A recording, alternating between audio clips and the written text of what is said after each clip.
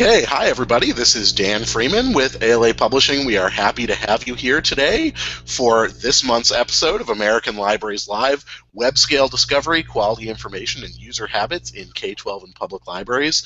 I want to start by thanking the staff at Northwestern University Library for letting us use their space and their equipment for this broadcast. They're always a huge help for us.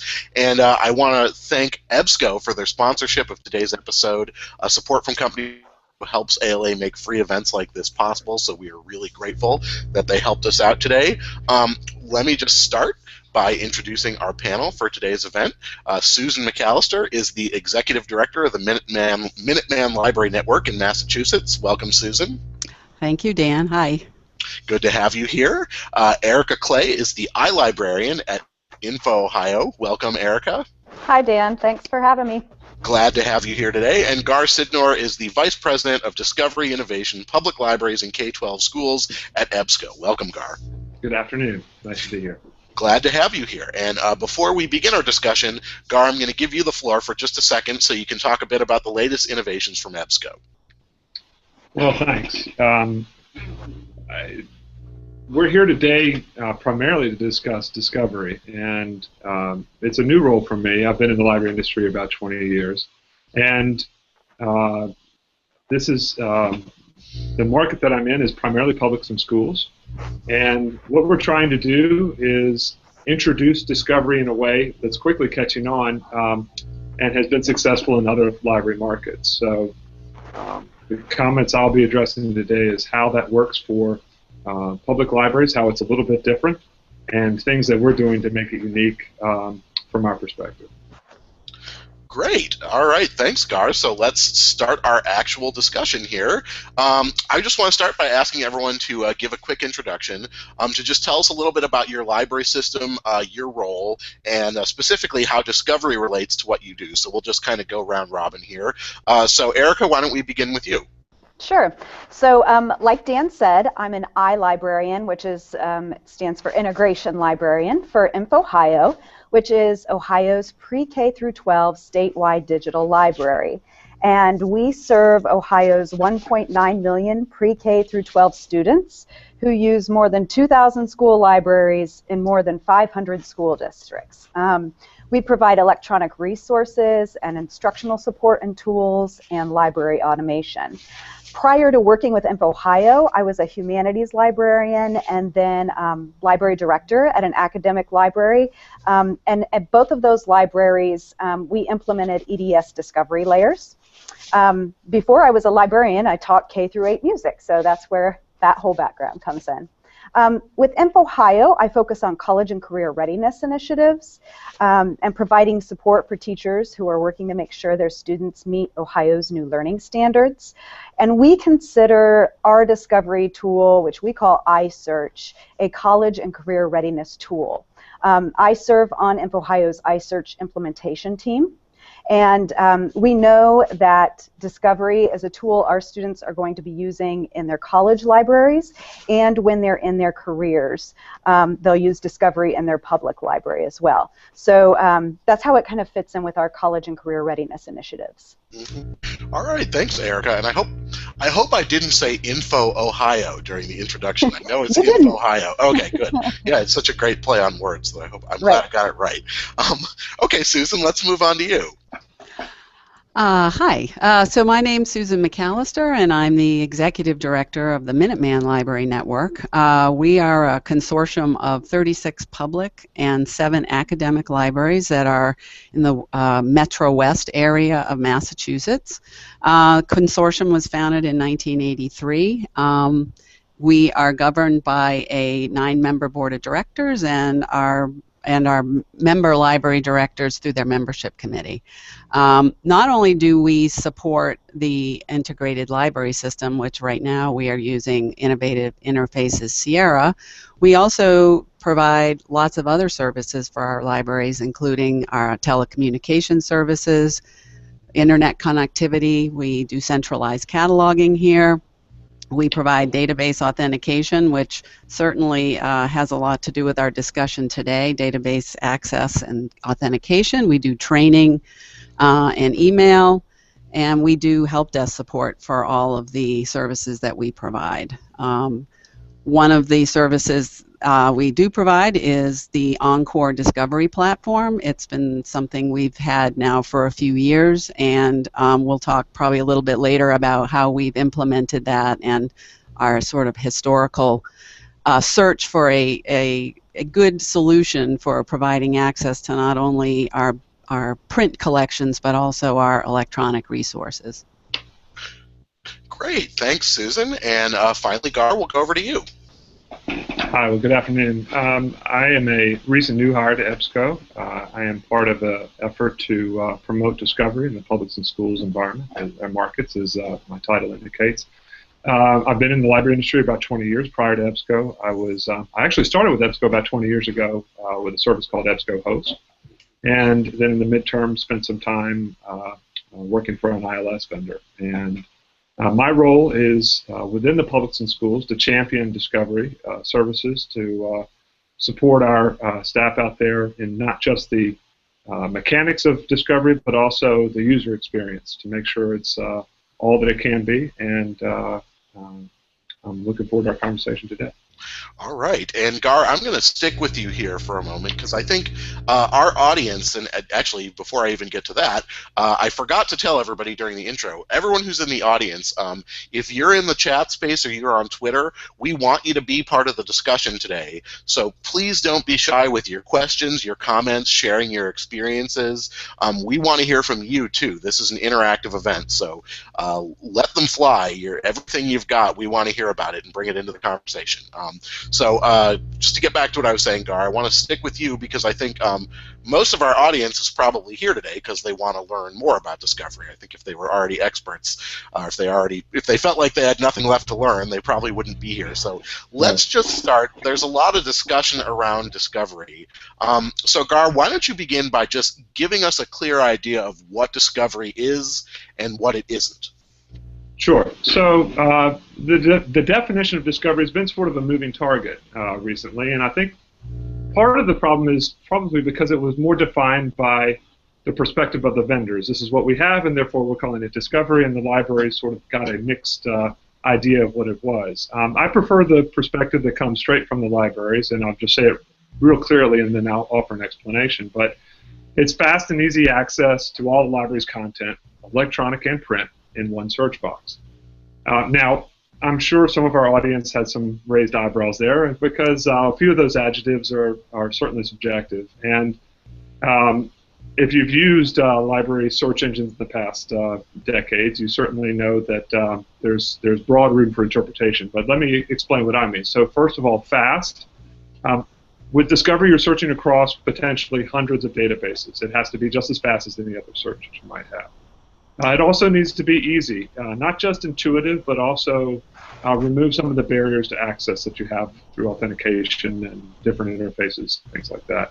And then there's the one search box. This is the classic Google envy that we have in the library world, where we thought we could just get one keyword search across a huge index and we would be just like Google. And we all know the problems with searching with that. You get confusing results, and you don't necessarily get the relevancy to get the applicable results. So the reason how we got to be skeptical about those terms is sort of how we have evolved from that one search or that one keyword index to where we are now. And one of the first efforts was federated search. This has been around for quite some time. And this is not what discovery is.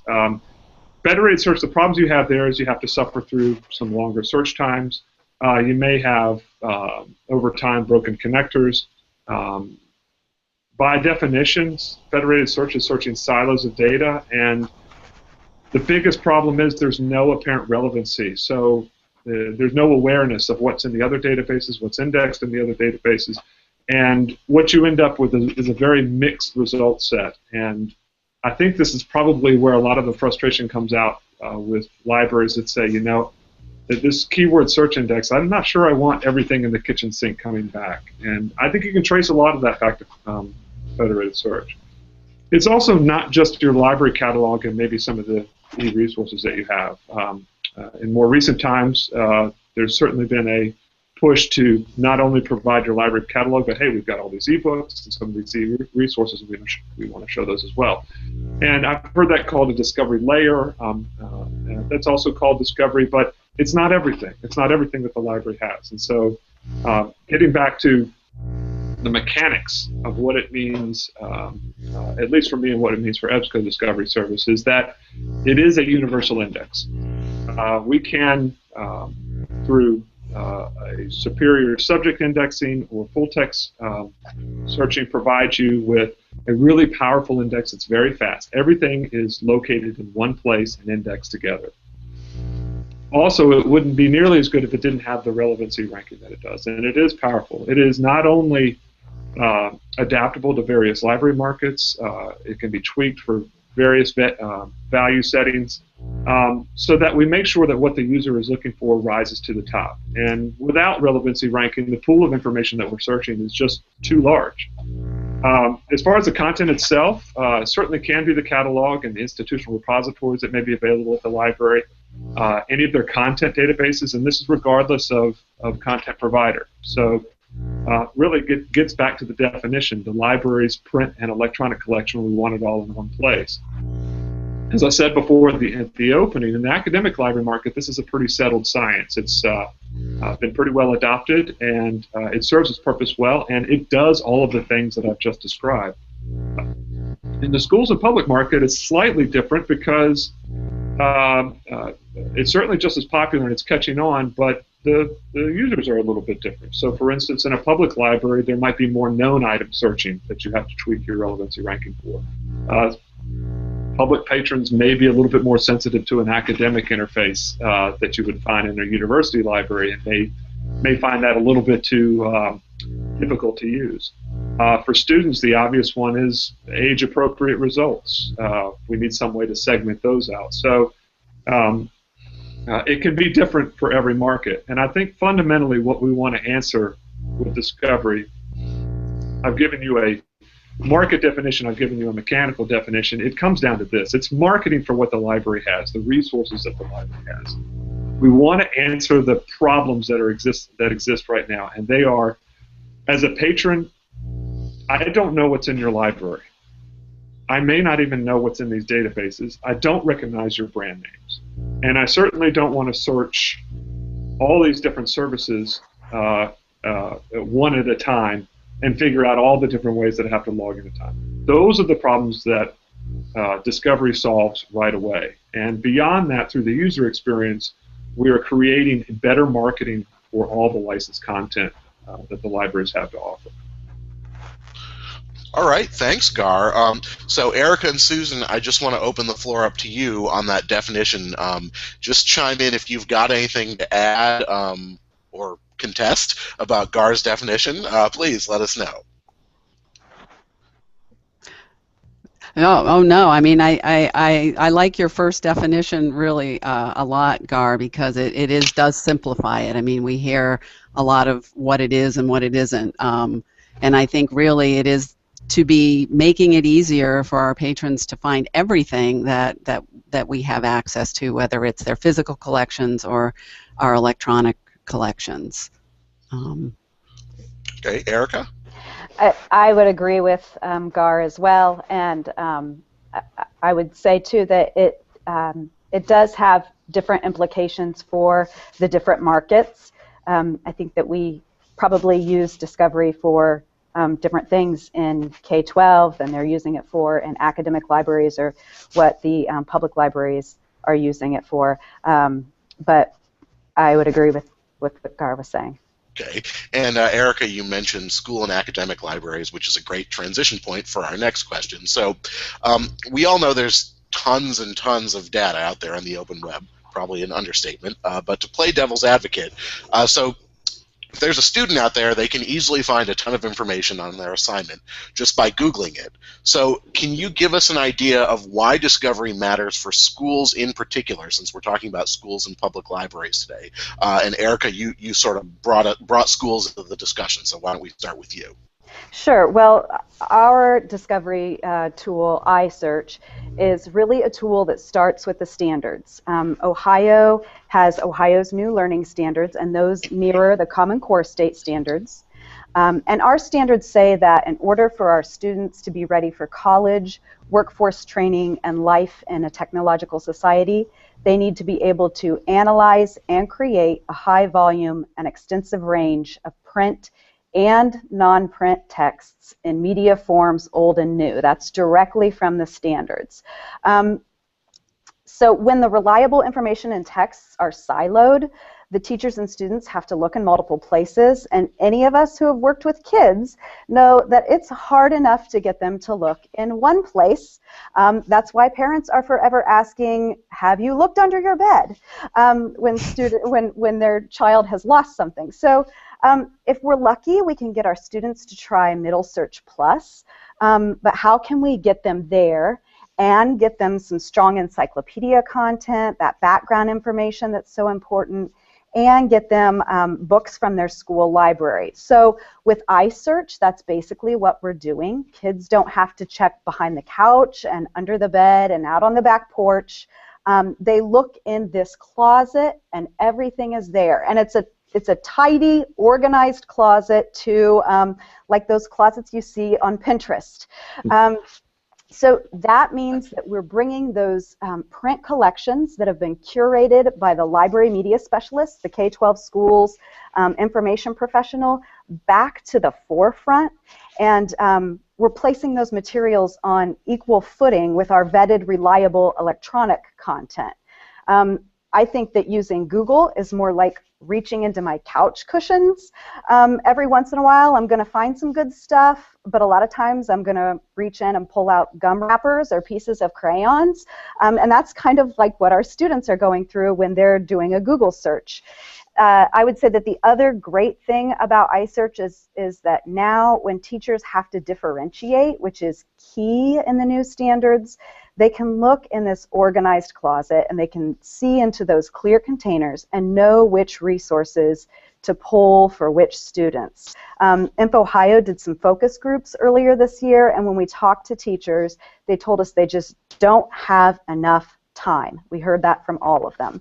And so iSearch is designed to save them time and make differentiation really easy. And I think that that's key with these discovery tools.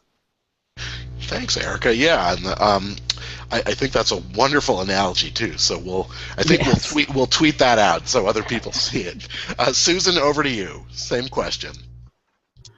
Can you repeat the question? Sure. No, well, yeah, go ahead. Well, so the question is, if we take a hypothetical student out there, they can find so much information just by using Google. Right. So why does discovery matter for schools if you can just get so much stuff from Google? Well, again, it's having the licensed content, and that's important to provide the access. And I think one of the things that we've struggled with is fitting both the need of the public library population that can be just looking for popular materials, and then we have students who are also looking for journal content, and how do you present all of that in a way that doesn't scare away. I think, Gar, you mentioned that earlier, is that you don't want that interface to be a scary interface for people. So how can we provide a single search that will allow the student to do a search about the California drought, for instance, and get relevant article searching, in addition to the patron who's just looking for the Gone Girl, who wants to do popular title searching and get those results. So having this, what we have today is a mixture of, in our Encore Duet implementation, is a way that both types of users can access the information and get relevant results brought back. All right, thanks, Susan. And I was going to add one other point. When we research the user experience that we want to offer to students. We do an awful lot of study of what the research habits are, not only as younger students, but all the way up to postgraduate. And this is a study that we did that's in School Library Journal now. And one of the most interesting points was that when we talked to students in college, one of the key indicators of whether or not they were comfortable doing research, comfortable with the data, comfortable going through that discipline, was whether or not they'd had the skills and the opportunity to learn those skills through practice and through exposure as freshmen in high school. So certainly for college-bound students, the difference in discovery here is that we can introduce them to something that, as I said, has already prolific in the academic market, and give them exposure to it at a much earlier age. And as Erica pointed out, gives them also that vetted, trusted content, as opposed to, oh, I'll just go check Google, I'll check Wikipedia and get what I get. Gar, I want to stick with you because we've got a couple of audience questions here I want to bring in. The first one, we had someone ask, I'm still not sure how discovery is different from federated search. Is it possible to distill that into a 1 or 2 sentence answer? Yeah, I'm really bad at coming up with horrible analogies all on the spot, but let me see if I can explain it first and then go from there. The difference between discovery and federated search is this. In discovery, what you have is everything in one place, indexed together. So this is your physical collection, your print materials, magazine articles, and all of your e-content. And what this allows us to do is to know ahead of time what the data is there. It's all indexed together. So first of all, it's fast. Second of all, it's all there in one place. So a lot of times what you'll see on library web pages that don't have discovery is that you'll see all the different databases listed there to make your search. And federated search can populate that across all the databases, but the results come back segmented as well, or at least they come back. And then you have the last problem, which is they are completely unaware of each other. So you'll have, how do you rank that data from one database over another database? And if you're going to do anything special or anything that would speed it up or make it more valuable to the user, you actually have to know what's in the other databases to do that. And all of those things are possible with discovery because it's in one index. And so this is not a one-vendor data solution. This is all, conceivably, all of the data vendors that are available, all of the print collection that's available where the library has records for them, and any institutional repositories, any of the licenses that they have. The last thing is just more what, if you've ever used federated search, you're probably already familiar with, which is it's only going to be as fast as the lowest common denominator. If one database is not doing well, or it's sitting somewhere else as opposed to in one place, you might have speed issues. It might come back with results that don't make sense relative to everything else, and it can be a lot more confusing to the user. When it's all in one place, this is all your library has, much simpler for the user. Okay. And on that note, someone had a really good follow-up question for that too. So when you say everything is located in one place and indexed together, is that an ideal or is that actually true? That's actually true. It's in EBSCO's cloud, if you want to call it that, and it is a massive network and computing center, and there's a lot of investment and a lot of research that has gone into this. And it's easier to show it to you, and I'd be happy to show you before we finish today. Sure. All right. So I want to shift gears a little bit and talk about public libraries, because I know public librarians are a big part of our audience too. I'm wondering if you can speak to some of these considerations we've discussed as they pertain to public libraries. And Susan, why don't we start with you?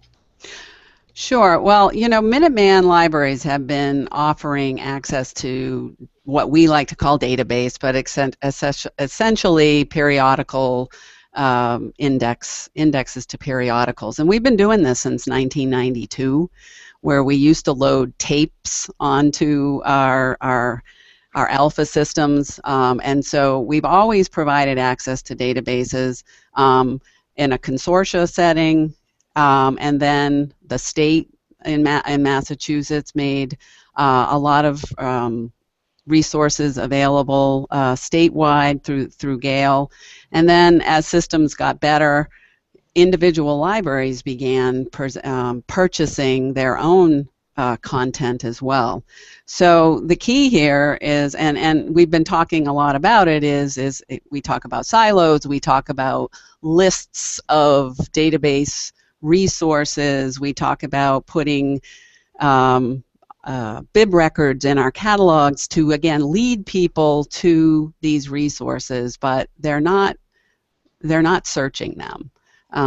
And so for public libraries, you know, we have to serve both the user who's really looking for known items like the bestsellers, but we also have to be mindful that they also serve the students in their communities as well. So those discovery platforms need to be user-friendly enough, and they need to be able to, in that single search box, bring back, if I'm going to search for Gone Girl, I want the title Gone Girl. I don't want journal articles about or book reviews about Gone Girl.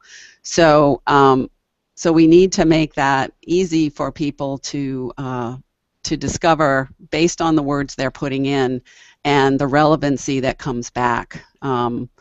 We have sort of a mixture of Encore is our bibliographic database, and then we use the API, the EDS API, to actually bring in journal content into the system. And each of those brings its own relevancy to the results. And then, but it's really uncanny how you can be doing where you would expect to find the book, you would get the book, and if you are searching for a topic on, like I was using before, California drought, you will actually get relevant article results there. And it needs to be easy. It needs to be, I click here and I go to that resource, and I'm not challenged for a username and password. I just get right in, and it's seamless to the user. And that's been a challenge for us since 1992. And this is it perfect? No, not everything's perfect, but all of the comments that Gar made about federated search, I mean, there was promise there with federated search, but of all the things you listed, Gar, plus, you know, one of the other things is it didn't dedupe your results. So you would get you know, journal articles back from several, you know, the same article, but getting it from several places. And then, of course, the user, if you're going to be searching in silos, you end up at a search interface that you've never seen before. What do I do when I get to this interface and I have to search? So getting used to one place, like we're used to going to Google, as much as we might love or hate Google, that's what people are used to. They want to throw a few words in there, they want to get results, and then by using the facets, you can say, give me just journal articles, give me just large print, give me just videos. And then we also threw in the fact that we have Overdrive as well, and we want to provide access to ebooks. So that was another silo. We were sending patrons off to our digital catalog to download ebooks, and with our latest version of Encore now, users can actually check out and manage their ebooks and their e-audio right within Encore. They don't even need to go to the Overdrive website. So is it, like I said before, is it perfect? No, because not everything is there right now. Right now what we have is access to our bibliographic database, and we have access to the statewide Gale content, and we have access to our Overdrive content. But, you know, there's a lot of other resources that our individual libraries subscribe to, and, you know, it just adds more to it when you're a consortium rather than a standalone library. And I see Erica shaking her head because that just adds a whole other level of complexity in terms of authentication and what do you display in the catalog? You know, do you put everything in there and make sure that that the authentication is good enough that people don't end up at a dead end? Erica, do you want to add anything? Yeah, I'll say that our situation sounds a lot like Susan's situation, and we are running our, well, we have multiple EDS profiles running, and we run them through Circe Dynix's Enterprise. And the reason that we're doing it that way is so that we can make adjustments to those profiles to make it easier for teachers and students to differentiate. And so we're pulling those things in, and we've got some different tabs set up. And you know, I know that a lot of academic libraries, they run all of their results in a single list. We decided to go for the tabbed approach to make differentiation easier, and also because we found that the PARC assessments, which our students will be taking, they use a tabbed approach to their reading environment. So we also have issues with lots of different schools having some of their own collections, and so our situation is not perfect either. But I do think that we have found a really good solution for right now in the way that we're doing it. And I would also say that to echo what Susan said earlier, a lot of the public librarians are working with our K-12 students. Our students are going to the public library after school, and a lot of Ohio's bigger public libraries have adopted Discovery, and so this was another way that we could help make that lifelong learning process more seamless for them. Ours is a little bit more scaffolded in its approach, but I think that it's working really well for what we've got right now. Thanks. And if there is a librarian in our audience or on Twitter that has a situation they would describe as perfect, please tell us, because I think we all want to hear from you and learn from you. Definitely. We have a question here from Sue, and I'm going to start with you, Erica, on this one, but I'm sure Gar has a lot to add here too. She says, I wonder whether Discovery is scalable for different age groups. I'm in a very academic high school library, but share a catalog and resources with a middle and elementary school. Yes, and so that's what we are finding. We are doing multiple implementations for our different schools, and we do have sort of a middle school catalog version, and then we've got our regular high school catalog version that we're working with. And then, as I said, we've set up multiple EDS profiles, multiple EBSCO profiles, and we've grouped our resources according to, we look at Lexile level a lot, and so we've tried to sort some of the resources with a lower Lexile level into our basic sources tab, resources with a higher Lexile level, things coming from Academic Search Premier. We've got those kinds of things in our Advanced Sources tab. And then we've also broken out our Encyclopedias tabs, and we have Basic Encyclopedias tabs and Advanced Encyclopedias tabs. Lexile level is really important to our users, and eventually we want to be able to limit results really easily by maybe some kind of Lexile slider. But for right now, this tabbed approach seems to be working for us, and so I would say that it is possible. You can do it. It does take some setup on the back end. I work with a lot of EDS profiles, and sometimes it's a lot to keep them all straight. But you can do it, and that way, your students that are maybe reading at a lower reading level could go to a tab that says Basic Sources, and then you also don't have to worry about students who are not quite reading at level. If you break it out by grade level, then that might make some of them a little uncomfortable if they're going down to like a 4th grade level if you've labeled it that way. So that's why we went with the basic and the advanced approach. Okay, Gar, anything to add there?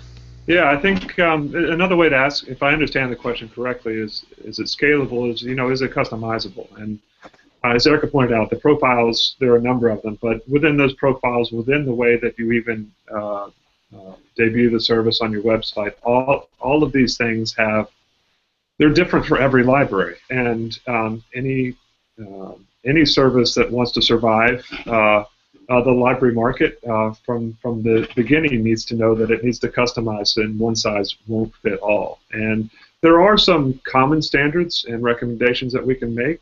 We certainly want the service to look like something the users have used before out on in the market. So some best practices, if you will, for how the interface should look and act.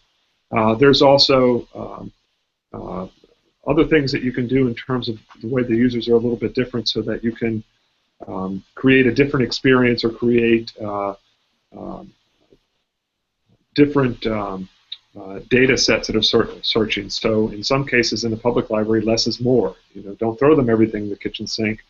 You want to separate out things like auto repair manuals and have that go a separate place. So the last thing is, and this is the challenge, I think, and that we definitely don't want to get into the discussion today on library privacy, but any other search engine outside the library world knows vastly more than the library knows about its individual patrons searching. And even the Google browser that maybe many of you are probably looking from today, if it's your personal one, it knows your age, it knows your gender, it knows your last 20 searches, it knows where you live, it might even make a guess on your income level, all of these things based on your habits so far. And for a library search engine, this is a new introduction almost every time.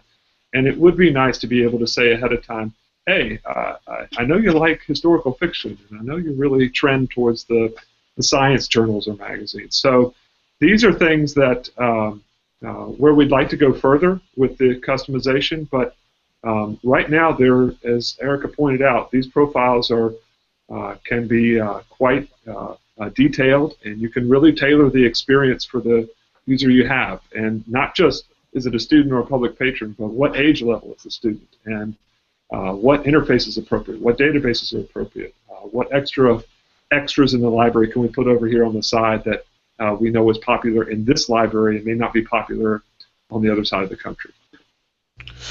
All right, thanks everybody. And Gar, I want to stick with you here for a moment because I'm assuming, like any big rollout at a library, whether it's a security system or a new ILS, the implementation matters quite a bit. So what can you tell me, what has EBSCO seen in its customers in terms of the best practices for implementation? Yeah, so probably the most important thing is where discovery fits on the library website. And I think what I would say now, and I would frame all of my comments this way, is none of this is meant to be authoritative.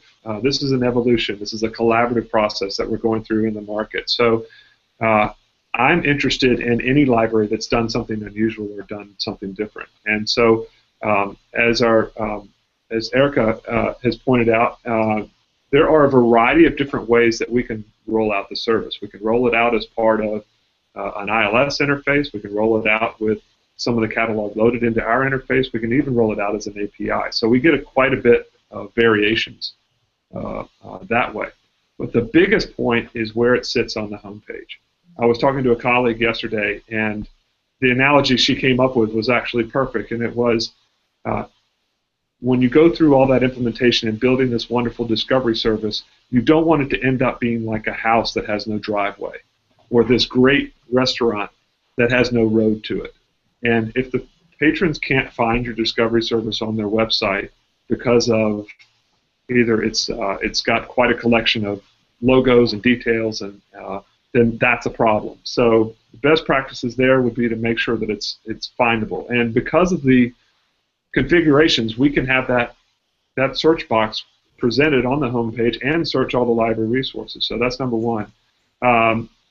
We mentioned before the stronger emphasis on known item searching, and that goes along with sort of the idea that simple searches deserve simple answers, or simple questions deserve simple answers. So we can,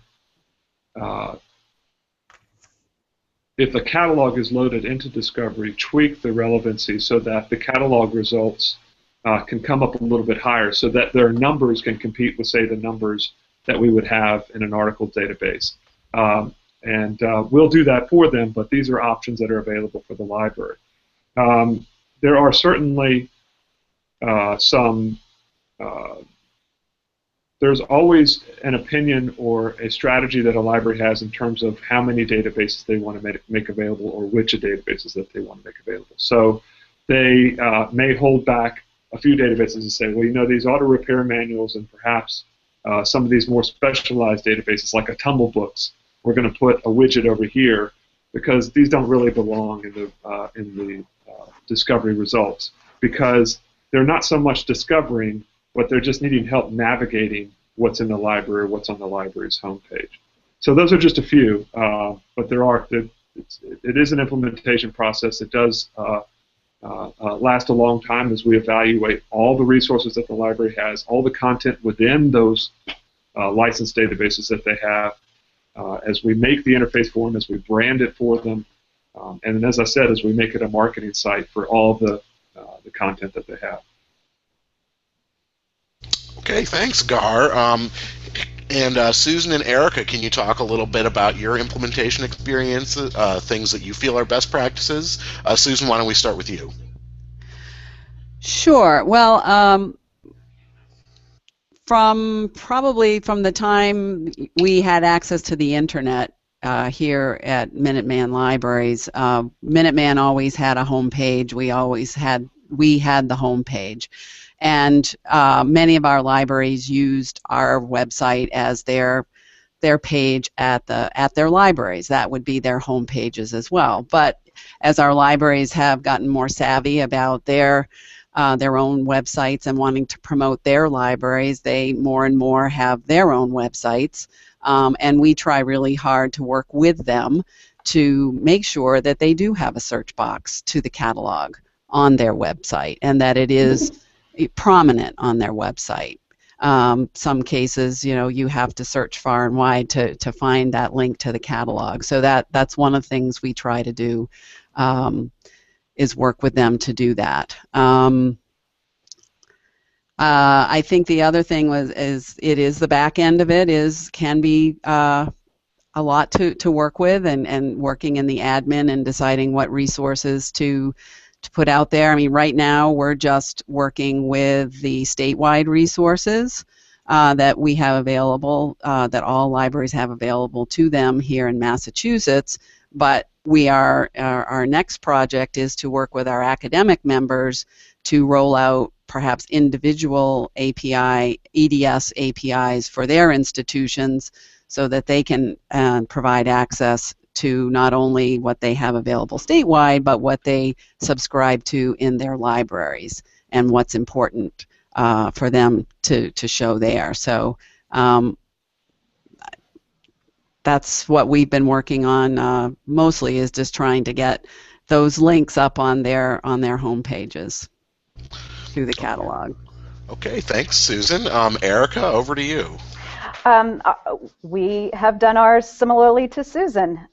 We knew from the very beginning that we wanted to have those print collections of all of those libraries, and broken out by, some of them have a middle school library, some of them have a high school library. We knew that in the end, that was the goal. We wanted all of those in there, searchable, and in a way that makes it really easy for students to limit to all of the statewide electronic resources, but also their school's local collection. And when you're dealing with more than 2,000 school catalogs, that's a pretty big project. So we started off with a statewide version of our discovery layer. And currently, iSearch searches almost all of InfoHio's electronic resources. And like I said, we're using EBSCO's EDS in conjunction with Circe Dynix's Enterprise so that we can get the most out of the features from both systems. We have an iSearch pilot team that consists of InfoHio staff working together with staff from our state's regional information technology centers, and then also school librarians in the field. And we have several school librarians who allowed us to use their school catalogs as our pilot sites. Our team has worked really closely with EBSCO's team and with Circe's team, and which that may be a little bit surprising, but I would say that our team and the vendor teams have really worked together well. It's been impressive. Everybody's been trying to come up with solutions when we run into a problem. Everybody's been really quick to try and figure out where in all of this puzzle the problem is, and then solve it. So we are just now starting our local rollout of iSearch, and so right now there's an iSearch search box living on our InfoHio's electronic resources page. All of our electronic resources page have this search box, and then we also have our own site that's isearch.infohio.org, but it's password protected, and eventually what we want to do is, we know that our school libraries have their own websites too, and so we have created a widget so that they can place that on their local school library website and get to those resources from there. If I could just chime in a minute here too. So when we talked about, I think it was Erica, you've talked about having a tabbed display of your resources, and I think, Gar, you mentioned what a public library might want to see or not see. So that was one of the decisions we made with our Encore implementation, is that we have two tabs. We have one called Catalog, and if you choose that tab and do a search, you'll just get the bibliographic database as well as the Overdrive content. And then we have another tab, which we probably need to rename at some point, but it's Catalog Plus. So if you're in the Catalog Plus tab and you do a search there, that's where you're actually using the EDS API, and you would get a mix of both the article content as well as the bibliographic content. So if you really didn't care anything about articles, you could just stay in the catalog search and work from that. Mostly because I think some of our public libraries were concerned that the article results were going to overpower all of the physical content, the books and DVDs that they have. I think as we look at it further into the future, I think the relevancy that we get in that Catalog Plus search tab, it's really good. I mean, it really is good at saying, I'm searching for a known title, Gone Girl, and that's what I'm going to get when I do that search. And then it also is really good at saying, this looks more like, research, subject type searching, and I'll get more article results. So it really does do a nice job of integrating the two in the Catalog Plus tab. But that's how we started it. We thought it would be an easier transition to adding that journal content into the search to do it separately. But that will be something we evaluate when we move forward.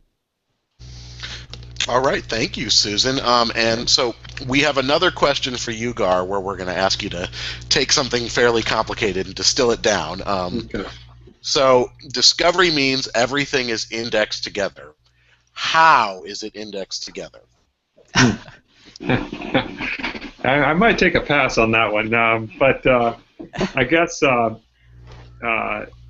let me see if I can guess where the missing link is here. I think what I didn't elaborate on is we actually have agreements with hundreds of content providers that are not just EBSCO. So Gale is one big one, and all the other encyclopedia companies, journal companies, and they send us their data, and in real time, or we harvest it in real time.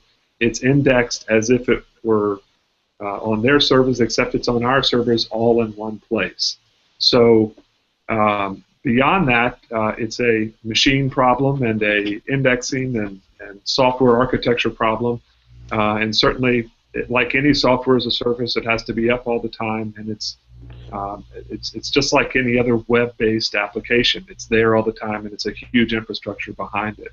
But the way you create a universal index is you have access to the data, meaning it is on your servers, it is getting indexed with each other, and all the deduping, all of the other technical things happen. But certainly anyone can email me, and I can try and find a more technical answer for them. So the answer would be access to the data plus magic. Yes. Well, I don't want to be glib, so yeah, there is magic. Yes. Yes. So if I could just add to what Gar was saying there in terms of what's in the EDS index, I keep referring to that we have access to Gale resources, but we're using EBSCO's index because they index a lot of the same publishers that Gale has. So we can leverage that EBSCO index even though we're providing access to Gale. So and I think we're at about, I don't know, Gar, you can correct me. I think we're shooting to almost 100% coverage of those resources. But then we also have access to the Encyclopedia Britannica as part of that and the Boston Globe. So so just because it's EBSCO's index doesn't mean that they can't provide access out to other providers. All right. We had another question from one of our librarians in the audience. Does indexing everything together make students even less aware of the variety of sources that they're using? Does it make it harder for them to cite them?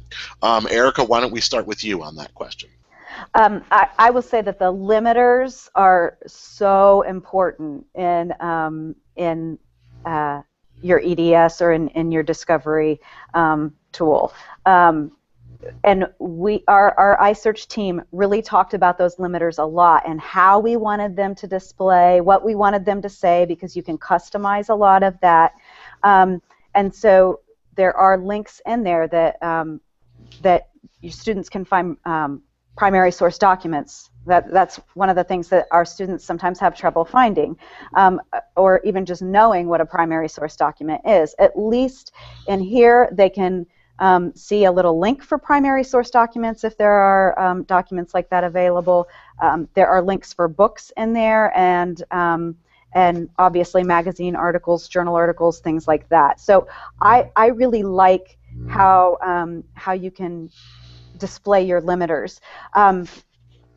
Discovery really does change the way, though, that you approach teaching research, and I do think that it will be something that we'll have to continue to teach people to do, to train our users to look over on the side, and you can see what kind of resource you're getting or where that resource is coming from. You can click the link to narrow to those kinds of results. Well, thanks, Erica. Susan, any response on that? Yeah, I would just echo what you just said, that the facets on the refinements are key to this, and there are a lot of them in our implementation. But just like you're out on a retail website and you're searching, Sears for washing machines, you put in washing machines and you start to narrow that down to a brand or a color or front loader or top loader or whatever. And I think students particularly are used to doing that kind of searching already. So I don't think it's a big push for them to be looking to the left, because that is what you're seeing on the web these days. That's what you see on the open web. So I think it's a little bit different terms to limit to articles or limit to an e-resource of some kind. But I think that that would be pretty easy step for them to take. Okay, and in Gar, I'll just point out that the person who asked the question previously, thanked you for your answer and said, "Now I get it." The question about Okay, housing good. index Yeah. together. So, Good. Yes. so I don't think she was interested in the programming part of it. I think she was interested in I the was data worried. part. Yeah, So, I was yeah. worried I'd get a lot of grief when I got back to the office. So. Well, we are coming to the end of our time. So the last question I want to ask everybody, we've talked about discovery as a great tool. Um, do you think it's something that is now or will become essential to librarians? Why don't we start with you, Gar? Or I Well, should say to librarians and patrons, really, because they're the ones we're thinking about. yeah. So we can speak about it conceptually and give you an answer right away. This is already working in the academic market space. It is saturated in the academic market space. Typically, these things come into the other library markets. They may come in a different form, but the need is still there. The problems that I identified are still there. What does the library have? What is in these databases? How do I get to it easily? And I want it to work like something I'm already used to using. And so my answer is yes, absolutely. We're all going to get there. And our approach is we've done the mechanics of it, the universal index, the relevancy ranking. We're doing the research to even create a better user experience. And I think even more importantly, we are open and collaborative with the libraries that we work with so that they can tell us, we want to configure it this way, or let us just use your API and let us do our own interface. I don't think it's really necessary that any one library has the right answer, but in the end, 5 years from now, if you look down the road, what actually makes sense? And it makes sense that the things that you're spending money on are easy to find and easy to use. And if they're not, you won't be able to justify them. And that's what I think Discovery does. It is marketing. There are a lot of other things I can go into if we had more time to talk about the features that are available to make it better or make the relevancy ranking better. But we can save that for a demo or a trial if you ever want to take a look at it. Sure. Well, thanks, Gar. Erica, over to you. Your thoughts? I would say as long as our standards, our schools' standards say that students need to be accessing this variety of content and a variety of formats, we have to try to find the quickest and easiest way to do it. And for right now, this is the way. This is the best way we've found to do that. I think that our discovery tool is going to look different 5 years from now. I would hope that there will be some more browsability with Discovery in the future, because our youngest students who are still learning to read, they need something that is a browsable interface for them.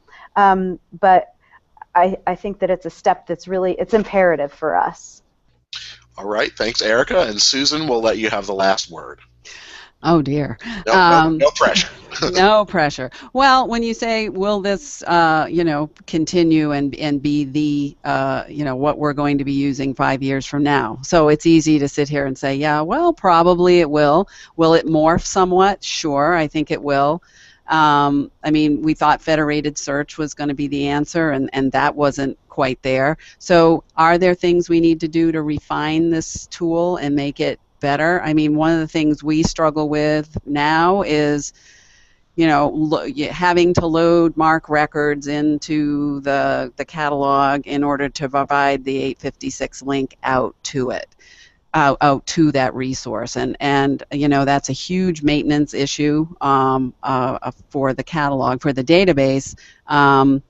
And so I hope that we can start seeing more APIs available for content. We're struggling now with how to provide access to Hoopla records and how those are handled, because it's almost like patron-driven acquisitions in that case. So do you load all those records, and some of them you own, some of them you don't? What will happen to the relevancy? The more we put into this central index, the more important that relevancy is going to be, and how we can narrow those search results. But I think it's a really good tool, and I hope that we can market it better to our member library patrons.